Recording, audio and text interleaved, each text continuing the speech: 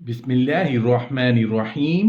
السلام علیکم ورحمۃ اللہ وبرکاتہ۔ درود شریف پڑھنے کے فضائل، درود شریف پڑھنے کے فائدے۔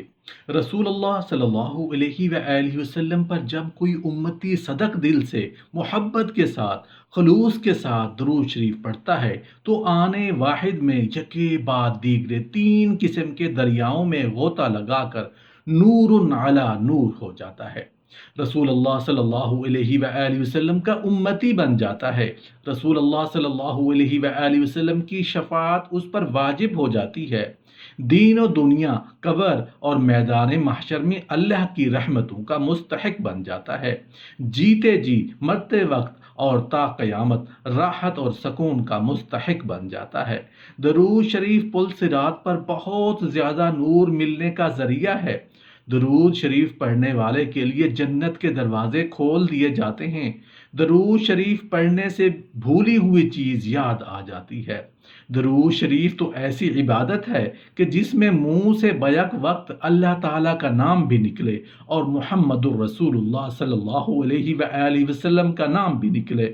اللہ اور رسول اللہ صلی اللہ علیہ وآلہ وسلم دونوں بڑی ہستیوں کے نام جس عبادت میں اکٹھے ہو جائیں، جمع ہو جائیں، اس کا کیا کہنا کہ اللہ بھی راضی اور رسول اللہ صلی اللہ علیہ وآلہ وسلم بھی راضی۔ درود شریف رسول اللہ صلی اللہ علیہ وآلہ وسلم کی قربت کا ذریعہ ہے۔ کون سا مومن ہوگا جو رسول اللہ صلی اللہ علیہ وآلہ وسلم کے دیدار کا شوق نہیں رکھتا ہوگا؟ کثرت درود کی برکت یہ ہے کہ رسول اللہ صلی اللہ علیہ وآلہ وسلم کا دیدار نصیب ہوتا ہے۔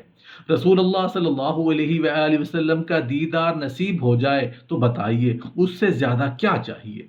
رسول اللہ صلی اللہ علیہ وآلہ وسلم نے فرمایا، جو میرے اوپر ایک مرتبہ درود بھیجتا ہے اللہ اس پر 10 رحمتوں کا نزول فرماتا ہے، اس کے 10 گناہ معاف کرتا ہے اور 10 درجے بلند کرتا ہے۔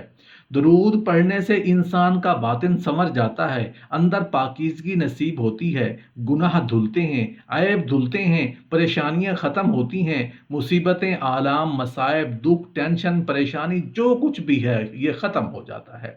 اور درود شریف انسان کو پرسکون بنا دیتا ہے، راحت بخش، سرور انگیز ماحول شگفتگی پیدا کرنے والا وظیفہ ہے۔ درود شریف کی بہت ساری برکات ہیں، اس کے پڑھنے سے بہت ساری پریشانیاں ختم ہو جائیں گی، تمہارے دکھوں کا مداوا ہوگا، تم پر 10 رحمتیں نازل ہوں گی۔ اور جو بار بار رسول اللہ صلی اللہ علیہ وآلہ وسلم پر درود پڑھتا ہے تو بتاؤ کتنا بڑا ذخیرہ رحمتوں کا اس کے اطراف میں پھیل جاتا ہوگا۔ اس لیے کثرت کے ساتھ درود پاک پڑھنا چاہیے۔ رسول اللہ صلی اللہ علیہ وآلہ وسلم نے ارشاد فرمایا کہ جو میرے اوپر درود پڑھتا ہے میرے اوپر لازم ہے کہ میں اس کی شفاعت کروں گا۔ شفاعت رسول کے حصول کا ذریعہ درود بنتا ہے، چونکہ ہمارا آسرا ہی رسول اللہ صلی اللہ علیہ وآلہ وسلم کی شفاعت ہے۔ وہ دامن شفاعت کھولیں گے تو ہم گناہ گاروں کا کام بنے گا۔ اور شفاعت نصیب کیسے ہوگی؟ رسول اللہ صلی اللہ علیہ وآلہ وسلم کی شفاعت کثرت درود شریف کی وجہ سے ہوگی۔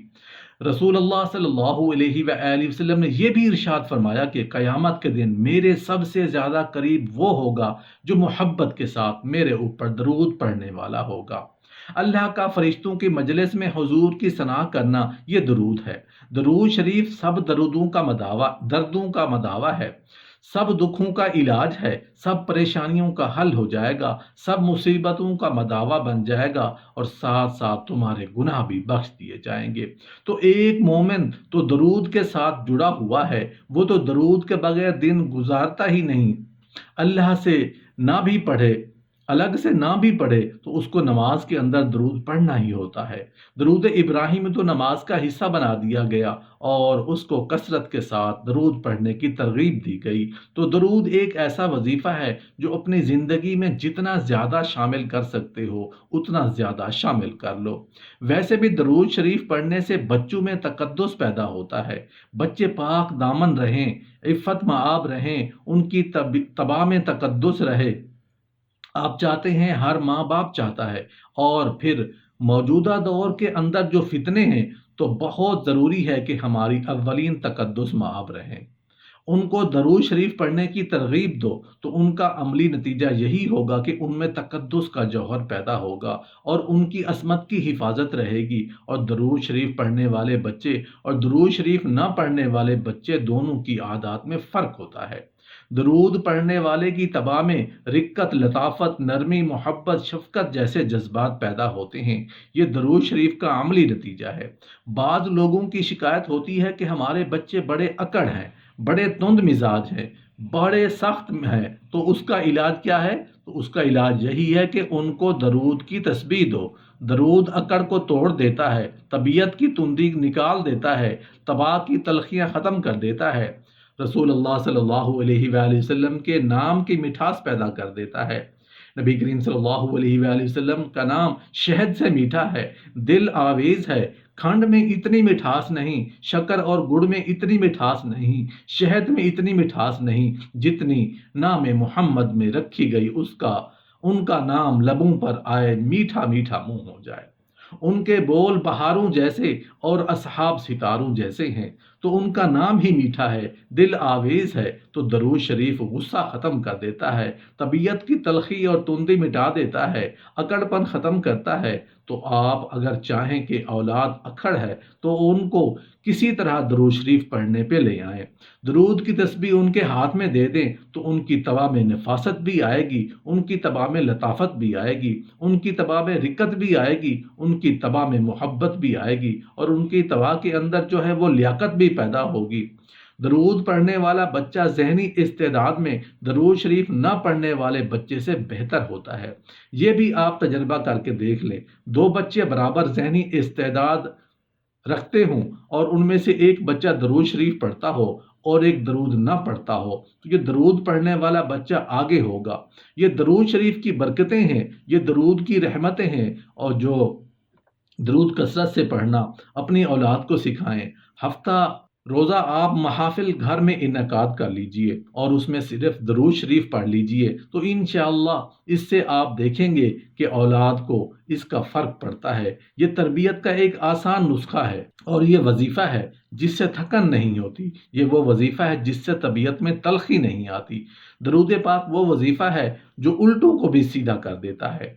तो दरूद पढ़ें, इससे मुंह भी मीठा रहेगा, दिल भी ठंडा रहेगा, दुनिया भी ठंडी रहेगी और आखिरत भी ठंडी रहेगी।